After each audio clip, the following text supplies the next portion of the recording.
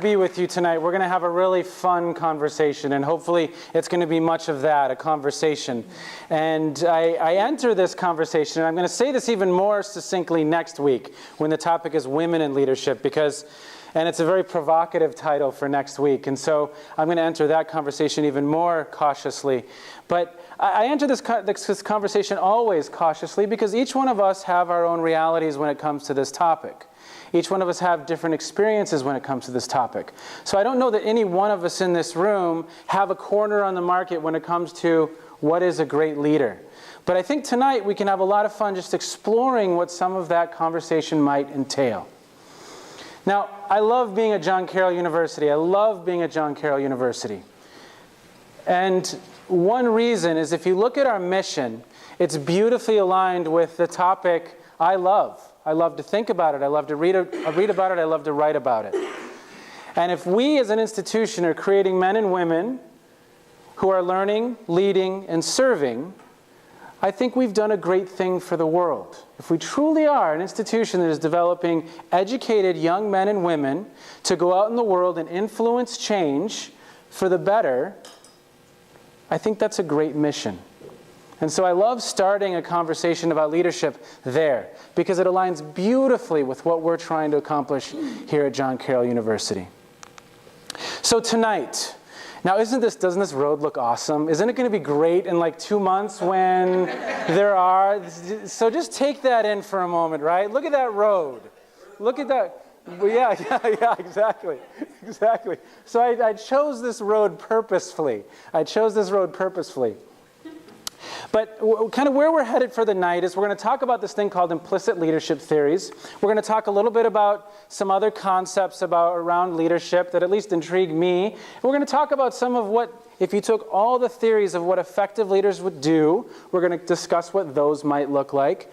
And then we're going to talk about what I would call the 5 Ps. The title of this session referred to 5 reasons they will or they won't follow you. Why does anyone want to follow you?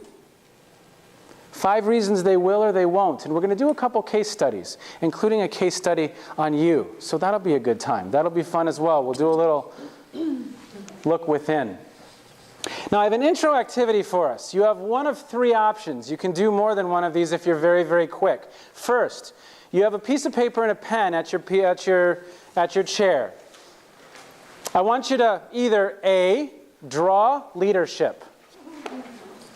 B, just come up with 3 words that describe leadership. Or C, and I got to give you a little bit of background on this. Allegedly, so the story goes, someone challenged Ernest Hemingway once to write a 6-word novel. Has anyone ever seen some of this project? Yeah, a 6-word novel. And so this is what he came up with: for sale, baby shoes never worn. So you could write a 6-word novel about leadership if you choose to do so. It has to be 6. And you'll know who's doing it because they're going to be sitting there going like this as you look around the room. So if you're an incredible artist, I would love for you to draw leadership. If you are not up for that, you could just come up with 3 words. Or you could write a 6-word novel. I'm going to give you just 3 or 4 minutes. So go for it. And again, you could do all of these. Tap into different parts of your brain if you'd like. But we'll take 4 minutes. Go for it.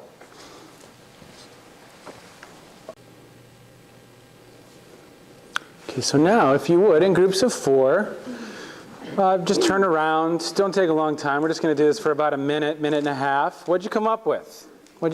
Share with people around you how you can show them your masterpiece in written form or your artwork.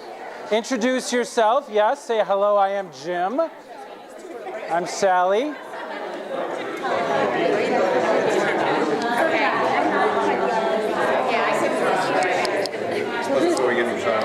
This is embarrassing. What do you have, Matt? I have a blue streak. A blue streak. Okay, so defining leadership with a blue streak. Okay, good. So I drew a woman holding up all these people. Okay. And it's supposed to be kind of the serving leader model, like that that you're supporting others so they can do a better job. Great. We're servant leaders. We are eliminating barriers for others and almost leading from behind in that servant leadership model. Okay, great. What were some words that came out of your brain this evening after a long day? What were some words that came out of your mind? And if they're weird, just be quiet for this part. Yeah. 3 of the 4 of us used inspiring. Okay, so inspirational. Okay, wonderful. What else? Present, passionate, and personable. Present, passionate, personable. Okay, thank you. Yeah. Service, teamwork, direction. Service, teamwork, direction. Okay, servant leadership, providing direction, building the team. Okay, beautiful. Please. Service, participatory, and passionate. Okay, service, participatory, passionate. Okay, Earl? Courage, conviction, and caring. Okay, courage, conviction, caring. How about a couple others? Sir, and then we'll go here. Integrity, sincerity, and humility. Integrity, sincerity, humility. Okay? Sue? Confident, direct, and understanding. Okay, confident, direct, and understanding. Okay? Motivating, supportive, and thoughtful. Motivating, supportive, and thoughtful. I had empowering, inspiring, and bold. Okay, empowering, inspiring, and bold. So we're pretty much done. That's just what you got to go do. So if you want to just go make that happen, we'll be good, right? Right? Any stories? Yes, please, Crystal. Not by birth, but by practice. Not by birth, but by practice. Love it. We're going to go there a little bit tonight, okay? I had plan agreed, target missed, team rewarded. Okay, say that again. Plan agreed, Plan agreed, target missed, target missed, team rewarded. team rewarded. Okay, interesting, interesting. Target what? Missed, target missed. Okay, thanks. Okay? Robert? He jumped, then they all jumped. Okay, he jumped. Hopefully that's somewhere good, right? I love it. I love it. Good. He jumped, then they all jumped. Okay, beautiful. I'm a plagiarist. He came, he saw, he conquered. Or she. Right? Okay, great. Any others? 6-word stories. I got one. Our goals, our efforts, our success. Our goals, our efforts, our success. Okay, Ed? Leader needed, apply within, don't wait.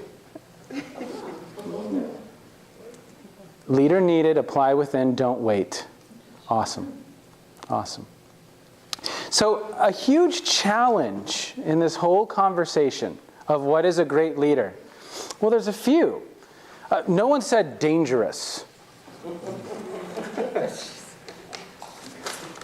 If I would have started this session saying who are some great leaders in history, you would have said Gandhi, Lincoln, Mandela. We could have gone down the list and they've all been shot or imprisoned, or it's just not good stuff happening to a lot of these people who have chosen to take a stand in different places in the world today and chosen to take a stand at different times throughout history. So it's interesting because there's a bias oftentimes when we talk about leadership, we don't have words like stressful, hard, incredibly difficult, long hours, underpaid, scared, frightened, scary. Those words don't come to our mind. So it's very, very interesting because in our culture, we tend to have this very idealistic perception of leadership. This very idealistic perception of leadership, when there's kind of a whole world or a whole underbelly of what one takes on when they choose to lead. Long hours, stress, firing, difficult conversations, conflict, attorneys, as our new CEO at GM is experiencing 2 months into the job. So it's fascinating. One challenge is this. We tend to look at it all on the bright side. I think we forget that Martin Luther King Jr. gave his life or spent time in jail or was afraid for his family, or Fred Shuttlesworth had his home bombed. We forget that. But it's also difficult because of this. So read that and then talk to the person next to you just for 30 seconds. And what does this mean?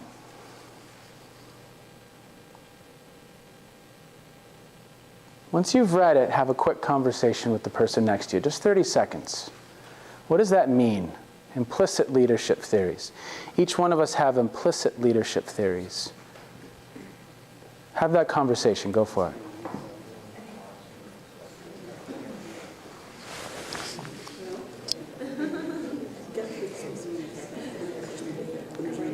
What does it mean?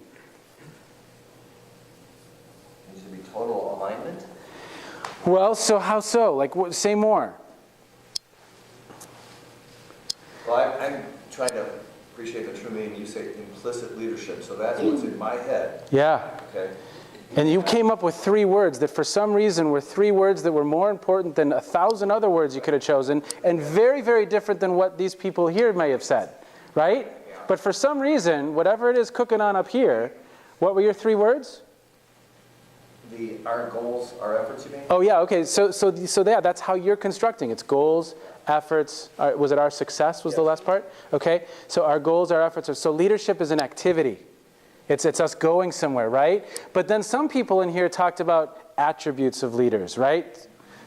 Inspirational. A person, like attributes of a person who's a leader. What else? What else is this saying here? So I think it basically means that every one of us has a theory in our mind of what a leader should be. Yeah. And regardless of the person who's trying to lead us, what they believe a leader should be, all that matters is what I, as a potential follower, perceive that person to be doing or to represent. Okay, good. Yeah, I'm not going to see you as a leader unless you line up with how I perceive a leader should be. It's kind of like beauty. It's in the eye of the beholder. That makes this thing called leadership very, very, very difficult.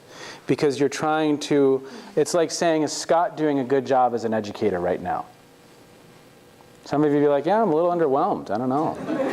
Some of you would say, yeah, this is okay. But you're all at different places because you all hold different things valuable when it comes to an educational experience. Or was Bobby Knight a great basketball coach?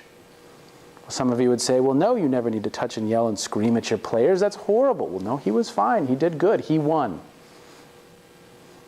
And so each one of us place different values on different components of what it means to be a leader. And that's one thing that makes this difficult to talk about, because we don't enter the conversation at the same place. And it also makes it difficult to do well.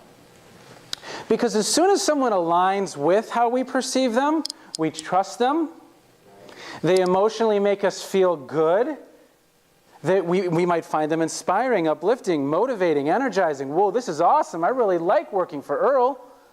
He's the best. And there's this concept called confirmation bias where once I'm biased, and this is why Fox News and MSNBC exists, we as human beings tend to go to places or hold on to things in our mind that confirm our own bias, whatever that is. So if I'm a staunch Republican, I go to Fox News to get that bias confirmed. That's where I'm fed my paradigm. And if I'm a Democrat, I go to MSNBC. Rachel Maddow, Bill O'Reilly. Roughly on at the same time at night, I have 2 choices. CNN, kind of in the middle, not getting great ratings, right? People are going to get their bias confirmed. So trust, incredibly closely linked to every human relationship, and once trust is broken, I'm less giving of myself to you. I'm at arm's length. For any of you who have ever been in a relationship with a spouse, girlfriend, boyfriend, brother, sister, friend, where that trust was broken, I now give less of myself to you. So implicitly tied to effective leadership is whether or not you trust someone. Emotions, we've all had that boss. We've all had that boss who was inspiring, was engaging, was motivating, was lifting, was energizing. You've had that professor who you walked into the classroom and it was that. It just lifted. But we've also all had that professor where literally from the first 5 seconds, or you've had a supervisor from the first 5 or 6 seconds, they opened their mouths, you said, shit. This is not going to go well. This is going to be a long hour and 15 minutes or 2 hours if it's night class. Or this is going to be a long row to hoe. Is that the right? I've never know. Is that the right term? Row to hoe? Is that what it is? It's row to hoe, isn't it? Yeah. Back in the days when we were farming by hand, right? This is going to be a long row to hoe in this job. Because we've also worked for that man or woman who was almost like in the Harry Potter movies, a dementor. They sucked the energy out of, they sucked the positivity out of, and guess what? They could have been a halfway decent person. They had a couple things that you really, really disagreed with, and as soon as they started doing them, that's all you could see. And then guess what? You're done. They're done in your eyes. It's going to be hard for them to dig out of that. So there's this thing called the emotional bank account. Stephen Covey came up with it. It's a great concept, and I love it. Because I think at times, again, we kind of play up the happy tulips and chocolate bars aspect of leadership, like, ooh, I'm going to lead. Here, we're going here. Woo, you know. And here you have President Obama trying to do that right now, and it's incredibly, incredibly, almost impossible work. And we forget that's incredibly difficult work. And this concept of the emotional bank account talks about in any human interaction with your spouse, friends, brothers, sisters, maybe your Aunt Jean at Thanksgiving, who literally, they're constantly making withdrawals. You've worked for this boss, you've worked for this supervisor. Every interaction feels like a withdrawal. And then again, all you can see is the withdrawals they're making. And then again, you have supervisors and people you've worked with that are constantly making deposits. And hopefully you have enough deposits in the account that when you need to make withdrawals, because you do as a leader, I do as an educator in interactions, it's not as big of a hit. But if you're spending on credit, you're not going to have people's hearts. If they perceive you as someone who's always taking from, taking my energy, taking my positivity, taking my esteem, taking my self-worth, you're going to be viewed and perceived as someone, and you've had that supervisor. Oh gosh, here she comes. Here he comes. Oh man, he's on the floor. Shit. So it's fascinating stuff. Fascinating stuff. And to win is very, very difficult work. To win is very difficult work. Here's an example. You look at those three people. You have, each of you have differing levels of trust in each of those individuals. Some you trust implicitly. Some, their wives don't trust them. Some, their husbands, well, I don't know. But trust, we could go into a bunch of different dynamics of trust here. But I could poll all of you right now and say, so do you trust President Obama? Do you trust President Bush? And each one of you are going to have very emotional reactions to those answers. And my father is a very, very staunch Republican. And, you know, President Obama can get a dog. And he doesn't like the type of dog he got. He just can't see anything. He can't see anything. Can't say anything. He literally can't see it. And there's been studies where you can show people you can show people the same speech, and you can have a staunch Republican and a staunch Democrat, and they fundamentally hear different speeches. They fundamentally, and you can just see this happen. Whatever your persuasion is, go to the opposite after the State of the Union. If you're a Democrat, go to Fox News and listen to them debrief it. It's the different paradigm, but a reality for those folks. So each one of you, when I showed these pictures, have emotional responses to these individuals, have differing levels of trust in those individuals, have different perceptions as to whether or not they line up with what you perceive to be a great leader is. And that is hard work. Because I would generally believe, or hope to believe, they all wanted to do the best for our country in many instances. Hopefully, we can hope that. Real quick, person next to you, what stands out for you from the conversation so far? Maybe something you disagree with, maybe something that stuck. What stands out for you? Just 30 seconds, go for it. What stands out so far in the conversation?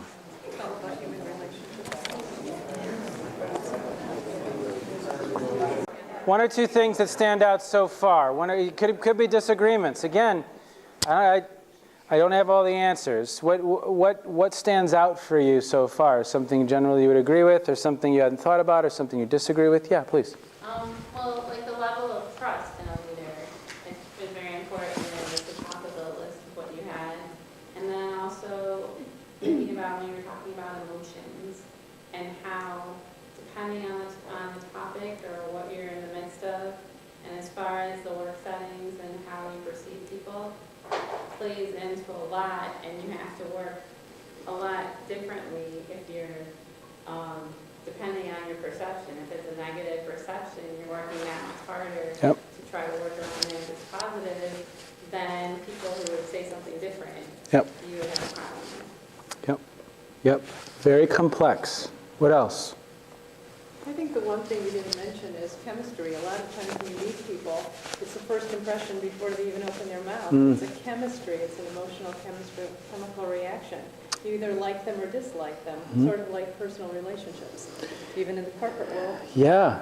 And then once I've sized you up and made that, now that you've mentioned something I didn't mention, and it kind of gets me mad, I only start seeing that she's kind of picking me apart, and I just start seeing that, right? Or you're looking for it. So it's fascinating, right? Because within 2 or 3 seconds, you've sized me up. And then whatever snap judgments you've made of me, you're seeing some of those biases confirmed or not, right? Isn't it fascinating? Yeah. And we all do it. And so from that emotional bank account, that's why I like that way of thinking about things, because, again, we have people in our lives who are constantly making withdrawals. And it's hard to go above and beyond for people who are constantly making withdrawals. Is that where the statement, "you suck the life out of me," comes from? It could be. So, yeah. That's what comes to mind when you say that. Yeah. They're called emotional vampires.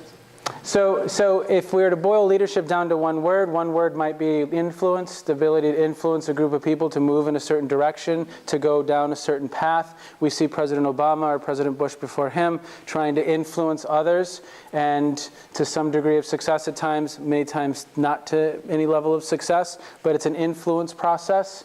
30-70 rule, some really fascinating research on twins. So the University of Minnesota has been engaged in some longitudinal studies on twins, identical twins, for years and years and years and years. And at least some of their research suggests that leadership's 30% born, genetic, 70% learned, environmental.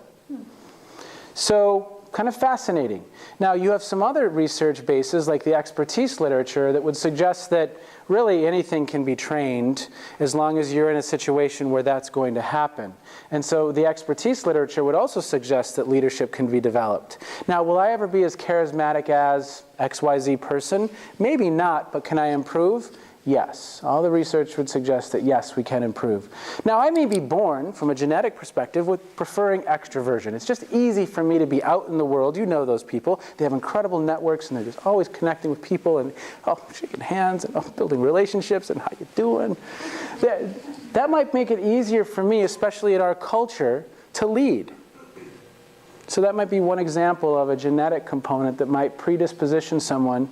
My one daughter, Kate, is incredible. She's 3.5, almost 4. She's incredible at influencing, and she's influencing me all the time.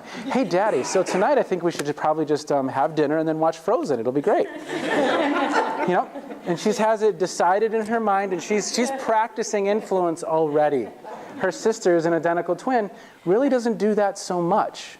So it's kind of fascinating. I don't know where that came from, but she's already practicing influencing others. Of course, it's positional and it's non-positional. So a lot of times when I'm especially working with students, they think, well, I don't have the title or I don't have the job. Well, I'm in the business school. And I sat in a meeting today, and I worked to influence our associate dean. Now, I don't have any title, but in that moment, I can lead or I can influence us to make a certain decision. So it's positional, it's non-positional, and some grand scale examples of this would be Gandhi or Martin Luther King Jr. But it happens in organizations all the time, where the non-positional leader, and you see this from a negative perspective at times too, that person on the team who's kind of a negative influence, but has a lot of influence on the team, or influence on a certain faction of the team. So that would be probably an example of non-positional leadership. And then, of course, we have people in positions of leadership but not leading anything. Maybe they're simply managing, maybe they're simply keeping the lights on, but they aren't necessarily leading, or at least you don't perceive them to be leading. Are you confused? There's just a lot going on in this conversation. There's a lot of different angles and nooks and crannies to explore that makes this thing so complicated. To really truly do it well, to really truly be perceived as that man or woman who is just a great leader, takes a heck of a lot of practice, and we'll talk about that in a little bit.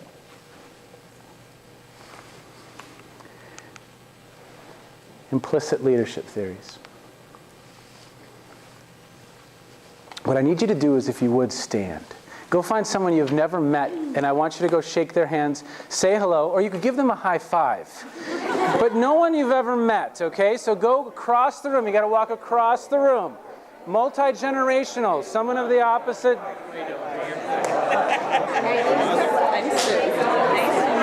Give them a nice, gentle, you don't need to exert your strength, just a nice. So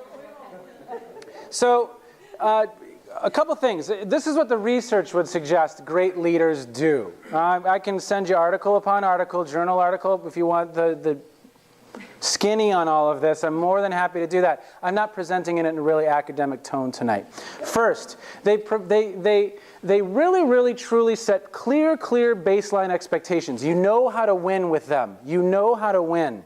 They tell you, you know what, you need to do this, and this, and then you're good. We're good. They have that conversation explicitly. We've all worked for someone where you never really kind of knew where you stood. You didn't totally trust that what was there. Maybe they were wondering. With these people, you know where you stand. If you're off course, they tell you. They set very clear baseline expectations, and they're consistent. They aren't all over the board with those baseline expectations. It's not a Jekyll and Hyde thing. Okay? So you know how to win. And what does this do when you know how to win? And when they're consistent, what does that do? That builds confidence, trust, and it builds my efficacy that I know how to succeed, and there's a clear roadmap for me to succeed. So great leaders have those explicit conversations, and it's clear. I know how to win. They enable and develop others. I know in my heart that Natalie, if Natalie is my supervisor, I know in my heart and I believe that she has my best interest at heart. She wants me to develop, she wants me to grow, she wants me to take my career to new heights. If I'm working for Natalie and in my heart I believe that she is that person who genuinely has my best interest at heart, I'm going to work above and beyond for her. I just will. It'll happen. You've all had that person in your lives where you didn't know if they really had your back. You didn't know if they really had your best interest at heart. Again, diminishes trust. I don't necessarily work above and beyond for you at this point. So, micro conversation, 15 seconds each. Who in your life has done a great job of these two things? Each of you share, just 15 seconds. Go for it. Now, this slide is called Be Mystic. Be mystic. Now, I know that mystic is spelled incorrectly. Students have told me that. I get it. But I didn't work with doing the acronym because this is, you see the B, the E. Isn't that awesome, right? So if you want to be mystic, like people literally are going to go, holy buckets, what's Robert got going for him? He's just awesome. Woo, it's something in the sauce. It's, you know what? These are the things that are going on for him if he wants to be perceived as a really great leader. So, baseline expectations, enable, develop others. Of course, you've got to model the way. We could come up with example after example after example of men and women, more likely men, that haven't done that, right? You don't hear about women tweeting parts of themselves to other followers. You know, you haven't heard about, yes, you get it. Anthony Weiner stuff isn't usually happening with Nancy Pelosi. Model the way. Again, if you have that integrity, if you're modeling the way, you're building trust, okay? And again, you've all worked for the person who you didn't know if they really were walking the walk or walking the talk. They have the ability to inspire a shared vision. And that could be Martin Luther King Jr. at the foot of the Lincoln Memorial, but that might also be that person in your office or that person you've worked with who can be sitting in a conversation and they're just really, really good at saying, you know what, Constance said this, Natalie said this, and Robert was talking about this. I really think those ideas are similar. I think if we package them in a certain way and went here, I think we have agreement with the group. And you've worked with people like that who could take the they didn't get sucked into the conversation per se. They had the ability to inspire a shared vision of where we're going to go next.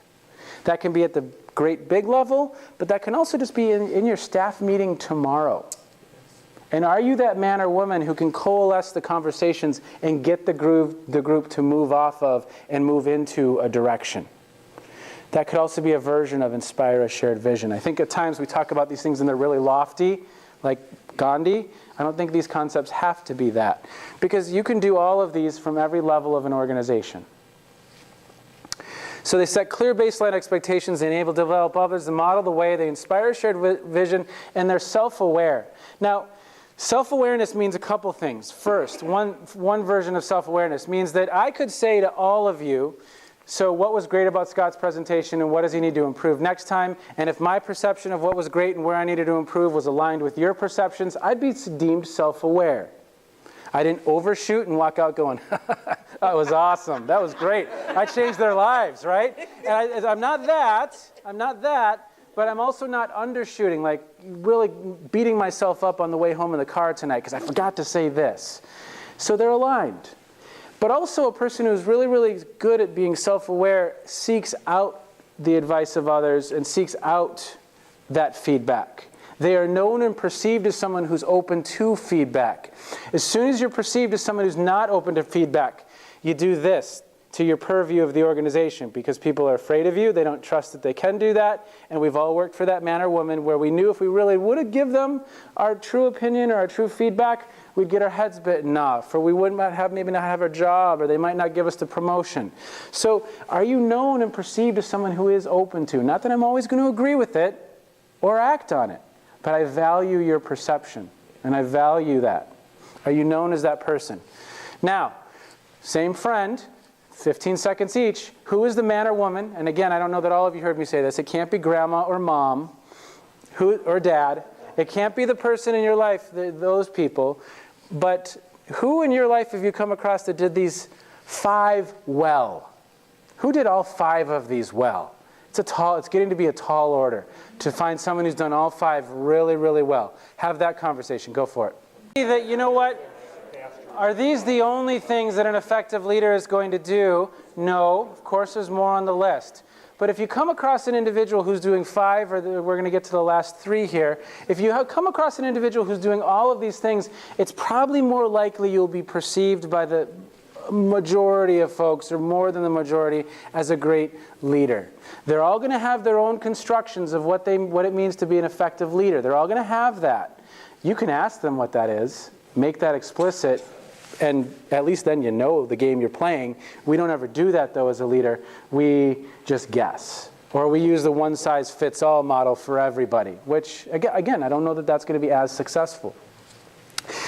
If you were to go to the doctor tomorrow, and they said, yeah, I really didn't go to med school. I just kind of learned on the fly, so let's do this. You'd be like, no, shit, let me get out of here. Sorry for swearing. I have a little bit of a potty mouth tonight. But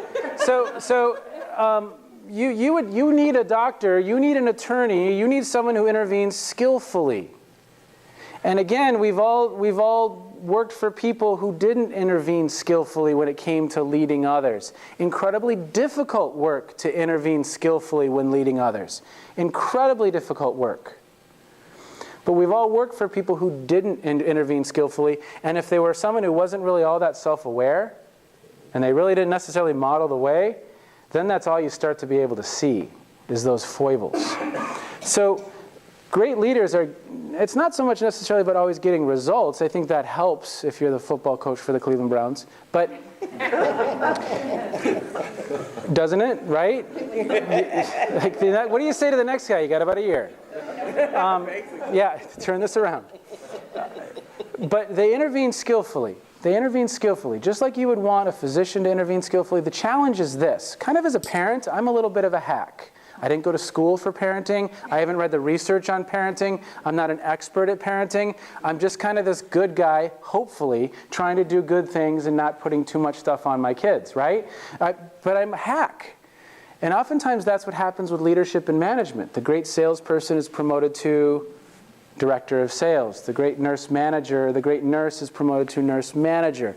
And hopefully she or he has the right stuff. But that takes a lot of practice. That takes a lot of self-awareness. That takes a lot of intentional, deliberate practice, which we'll talk about. These individuals develop relationships with you. Now you hear sometimes in common lore out there, don't get too close to your people. The research would suggest that's false. Now, obviously you have red lines that aren't being crossed. And obviously you're creating people equally across the board. I have to do that in the classroom. I have to do that elsewhere. But if people know that you care about them, if you know about them, if you know about their family, if they know that if they believe you want to get to know them as an individual, and you take them into consideration as an individual, that means a lot. Because not all of us have had bosses who've done that. Now, so that means I need to get to know Nick pretty well. I need to know that Nick, in his spare time, loves making little outfits for his cats, because he has like 40 cats. Nick's the guy at your office who has in his cubicle pictures of cats, right? So just all over the place. Like he has 30 cats, and on the weekends he goes to competitions around Ohio. And didn't you go to the national competition?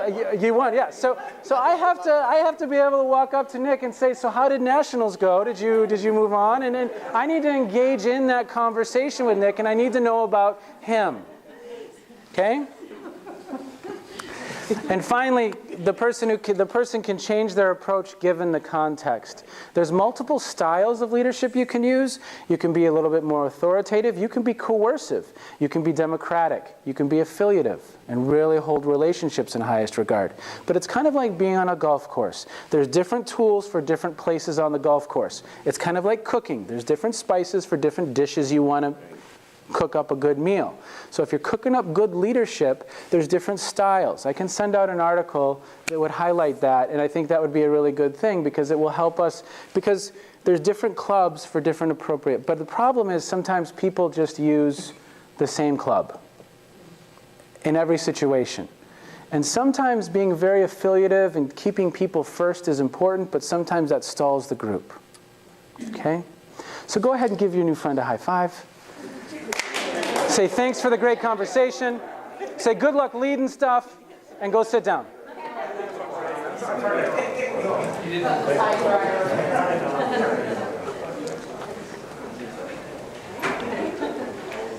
So I struggled whether or not to put this slide in, but I'm going to because it was called 5 things.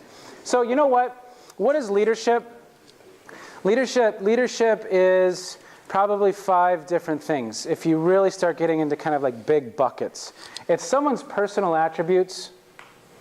Are they optimistic? Are they emotionally intelligent? Are they a person who's achievement-oriented? Are they empathetic? Some of their personal attributes. Leadership is about establishing purpose, but at times, you know what? If you're President Obama and I am pro-NRA, your purpose I'm against. But it's about what is your purpose? What's the vision? Where are we headed? It's about your practices and your processes. How do you lead a group from A to Z? What happens in the middle there? Did you win? Now, some of you might say, well, I don't care if you won or not. But sometimes, what was the end product? Did we get where we hoped to be? And finally, an individual's principles. That could be part of personal attributes, and we could get into semantics about principles and integrity and some of those things, but would you say they're a principled individual? Steve Jobs is a fascinating case study. Get ready to have a good conversation. You've got a guy who by many accounts is really prickly, cold, never really donated $1 to any charities that I know of, would tell people they're shit or their work is shit, would drive people very, very, very hard, incredibly laser-like in focus, incredibly achievement-oriented, would work long hours, ignored his first daughter for years, could shut people. I serve on a board with a guy who used to work for Steve Jobs, and he said, Steve Jobs had left Apple. He went to Next. He tried to get Prasad to come to Next with him. And when Prasad said no, Steve Jobs had offered him a car and given him keys to that car. And when he said, I'm going to stay at Apple, Steve Jobs looked at him and said, keys. And that's the last words he ever said to him. And he'd be in circles where Steve was in the room, and he said, I've never felt in the same way of someone being able to look through me. Sometimes people can say, regardless of your politics, Bill Clinton can be in a room and make people feel really, really warm. He had the ability to just look right through you. Purpose or vision, revolutionized film, music, computing. What else? Nick, you're this guy. What else did he revolutionize? Industrial design. Industrial design. Yeah, incredible vision. Created the most powerful, valuable corporation, I believe, in the world now. The most valuable brand in the world, I just read yesterday. Did you know that he was fired from the first company that he set up? He was fired from Apple because he was prickly and hard. He would drive you really, really hard. He didn't care if it was your birthday. You're going to stay all weekend to make that battery fit, and here's the deadline. I don't give a shit. You just won't be here. Product, most valuable corporation in the world. Principles, I guess that's up for you to decide. Was he a great leader? Have that conversation with that same group you started with. Was he a great leader? Steve Jobs, was he a great leader?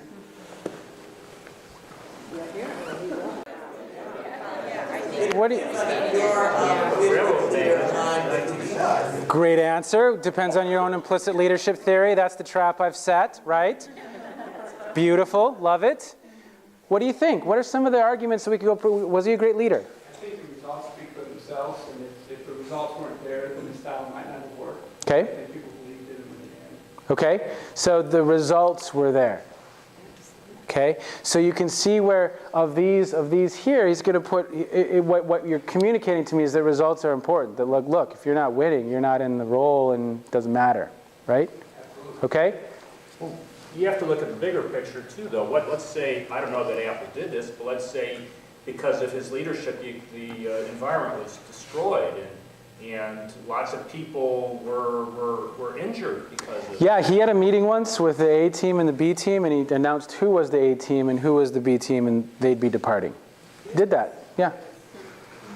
Allegedly. I wasn't there, but allegedly people have said that. Now, we could say, did Lincoln ruin lives? That'd be an interesting conversation, right? So what does that mean? What does that mean? What else stands out here? We had the same conversation about perception and basically went to, we don't believe you can let the results speak for themselves because we don't know until we talk to the people who were supposed to be following him if they were following him as a leader or if they participated because they believed in the product and maybe pieces of that, but not all five. So maybe it was just, yeah, this is good technology, I'm going to play to win, but they were doing it for themselves for personal reasons and not because they were being following. Yeah, because I serve on another board with a guy who is on the Nike board, and he sits next to Tim Cook from Apple, who's the new CEO, and he said of Isaacson's biography, I don't see that in my friend, Steve. Fascinating. Not everybody can work for a man like that. Okay. And he doesn't want everybody. So if you are going to reach the outer space to such tremendous results, you have to have people that will go along. And he had to be super smart or perceptive and to drive this. I mean, his ingenuity with product design. There's just nobody else that can do that. Yeah. And maybe not ever in my lifetime. So great leader? Great leader? Oh, yes, absolutely. Okay. His own style, a Bill Belichick, 1,000 times, personified. Okay.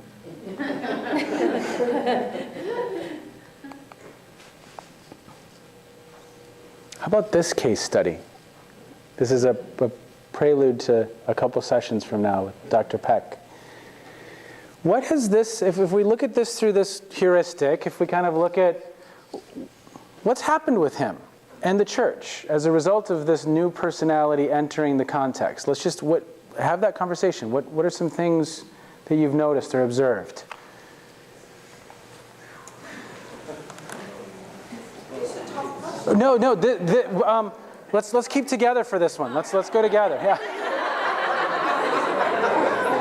Like, I have to think. You're making me think.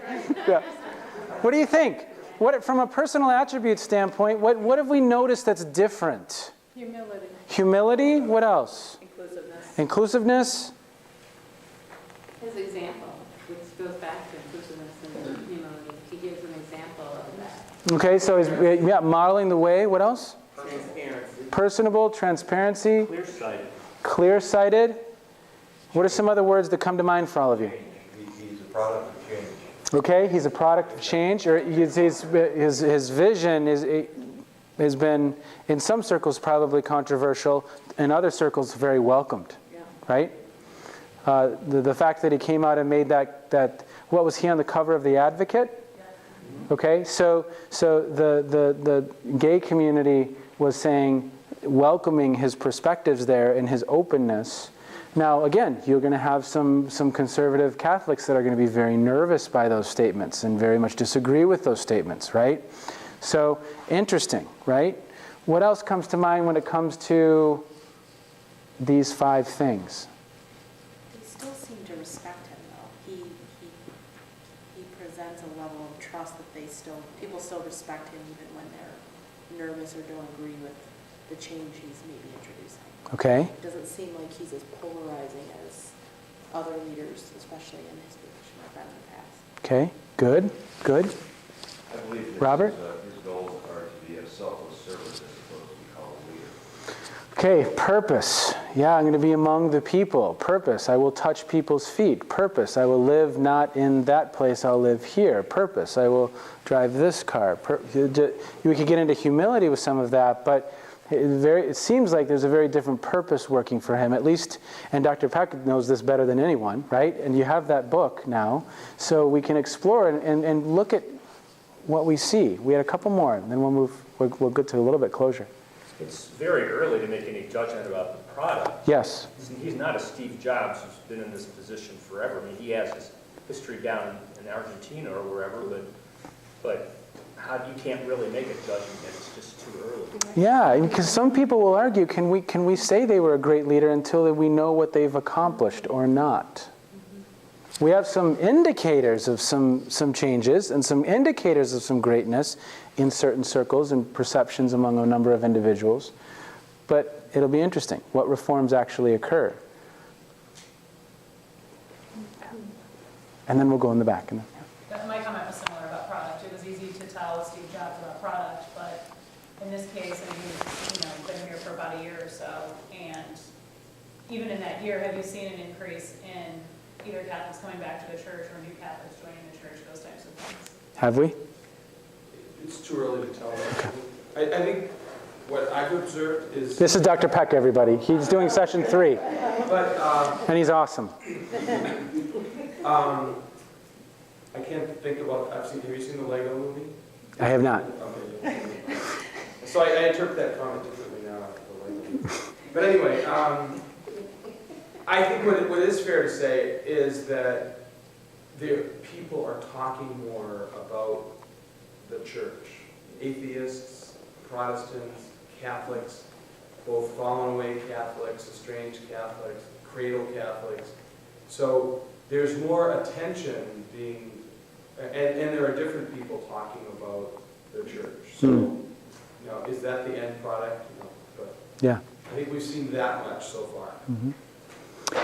Is he behaving in alignment with Jesuit principles, would you say? What do you think?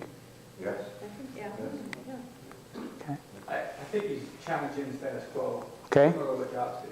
Yeah. That's a Jesuit principle. Mm-hmm. Yeah. This is a man who is very perceptive from 2,000 years of history of the Catholic Church to see where we're at today. And he is the best person that I have seen in my lifetime as a pope who can move the church forward and make change, manage change. He sees change, he perceives it, and he's got a soft velvet glove, I think, so far. But we don't know any results. Yeah, so back to this. Well, I'm kind of feeling some trust. I'm feeling some hope. Yep. right? Yes. And interesting.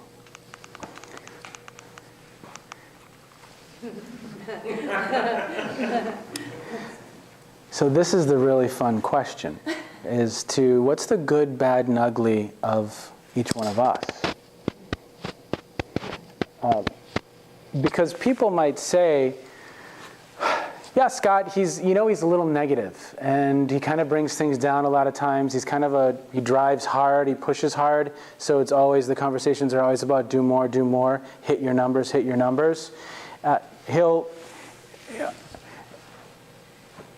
He'll yell, and he'll get out of line at times if we aren't hitting our numbers, and we hit our numbers. And I don't know. I guess he's a good guy, but maybe not really. I don't know. If that's what someone's narrative is of me, how far am I going to get at influencing them to work above and beyond for me? And that really tries to hone in on the importance of each of these 5 in the equation if we want to be successful, if we want to be perceived as a great leader. As a man or a woman who breathes life, who has great purpose and direction, is inclusive of others in shaping that direction when appropriate, has practices and processes that yield results so that we can win, and we do so in an ethical way. We do so in a moral way. And I think, Dave, is that the question we're going to ask folks to reflect upon, or is that an adequate question we would like folks to reflect upon? Because we're about out of time. We're a little bit out of time. We have about 7 minutes left, though. And so, why will they follow you? Why won't they follow you? At least how I'm thinking about it right now, and again, this is one person's way of thinking about it, these are probably some pretty good clues.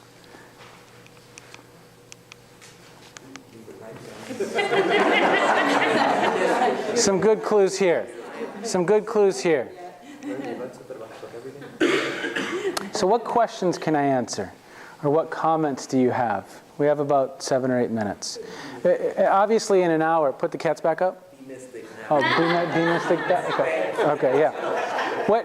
And again, in 1 hour, we can scratch the surface of this fun conversation. Please. Okay, so obviously you can't satisfy those 5 things for everybody because Yes. everybody has a different perception. Yes. But how can you find a balance between satisfying those perceptions of 2 people who are polar opposites and even make it a little more difficult when the 2 opposites are the group who is reporting to you to follow you Mm-hmm. and the people who are evaluating you from above as a leader. And they both have 2 polar opposite perceptions of what a leader should be. Mm-hmm. What would your advice be to try to find a balance between and not be that Jekyll and Hyde? You're using a one size, so this could get into a longer conversation, right? So I'm reflecting constantly. I'm in dialogue with those individuals about what they want, what they need, and then we're negotiating what can be provided, what can't be provided. Very, very clear baseline expectations. And I'm saying consistently, I want you to do well. What can I do to support you? I can't help here, I can't help here. We maybe can do something here. But I would first make some of that explicit and have dialogue. Do you feel like you can have dialogue? Have you had dialogue? With some, not with all, yes. Yeah. And so I think in a quick answer, for me it goes to self-awareness and what am I bringing to the table and what are my strengths and where am I enabling this behavior? Where am I am I avoiding this behavior? What's my issue in this dysfunction?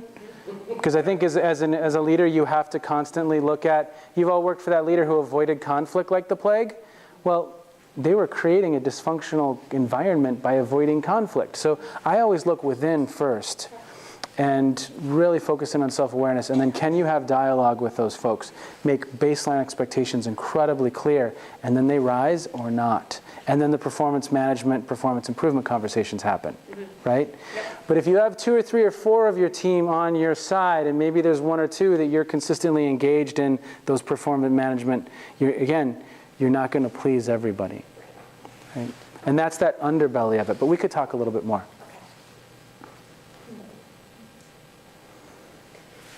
I'm struggling with 2 views of leadership. One being that you become leader because it's a position. A principal of a school, a president of a company. Yep. The position is You have there, a position of authority. and there it is. Yeah, you have an authoritative The other thing position. that I see is a lot of leadership is about volunteering your focus. That if you want to be a principal, you get the education you need to assume that role. But you are volunteering yourself. If you want to be the president of an organization, you put your name in the hat. And I'm struggling between those 2 things. Where's the good leadership if you're doing all the volunteering, if you're doing the choosing? Say more. Say more. I don't know. I haven't figured it out yet. I don't Does know anyone where else this have a is comment? giving me a problem. Say, But I can see what you're doing is you're evaluating the leadership of the person in that position. But it seems to me that you're putting yourself out there into that position because of your choice. you're taking on the leadership role, Right. right? And so if I've taken on the leadership role, then tell me what the other side of that, or what's the other challenge in that? Or that you're struggling with? That you're doing the choosing of it. Give maybe I don't know, be a different example, but like, I was in seminary for a while, studying the priesthood, but another parallel example there would be like, the priests who end up as bishops oftentimes are the ones who promote themselves. You know, and so is that an issue where do we want people who promote themselves to be in positions of authority, or do we want people who have been recognized, to have those qualities to be picked out from above and say, you're good for this, take this position. I think that's... Yes. A person who wants to be a principal, you have a group of people who have either got the education or are putting their names in, and so the superintendent picks him, and puts him in all these... And her. They're leaders. I'm just ramping up for next week. I'm adding her, or her, because there's hers. Constance, there's hers. Okay. Are you here next week? Pardon me? Are you here next week? Yes. We'll talk. But I think it depends, this isn't answering your question, but context matters. Leadership in a developing country is very different than leadership in this university. In a developing country, it might be, I have the most weapons, I am the leader. In the Soviet Union, or the former Soviet Union, I can't believe I just said the Soviet Union. There's all this talk about the Soviet, like, in Russia right now. The context matters. President Obama had never heard of anything called the Tea Party prior to entering in as president. It emerged after. And so context matters in context. So in a context where you have to promote yourself, that may be how it works. Not saying that's right, but that might be how it works in that context. Are you saying it's leadership by appointment or leadership by choice? It depends on the context. It depends on the context. And you might have the principal of the school or whoever who is nominally the principal, but not truly the leader of the school. Yeah. Yep. One more? They still have the authority. Very provocative, because you said, it's also fascinating. And it's so many different disciplines woven into one. That's what comes to mind for me, to share all this data. Well, I love that because I live that. And so you can look at leadership. What I love about it and what makes me feel like a novice at it is that you can look at this through the lens of religion, philosophy, biology, sociology, psychology. You can look at it through anthropology. You can look at it through a number of lenses and get to different places. And it's a fascinating topic. It's fascinating. And it's incredibly difficult, and this is the last slide, it's incredibly difficult to do well, to really do well. And I love this quote because there's a lot of talking about leadership in courses, but there's not a lot of practicing it.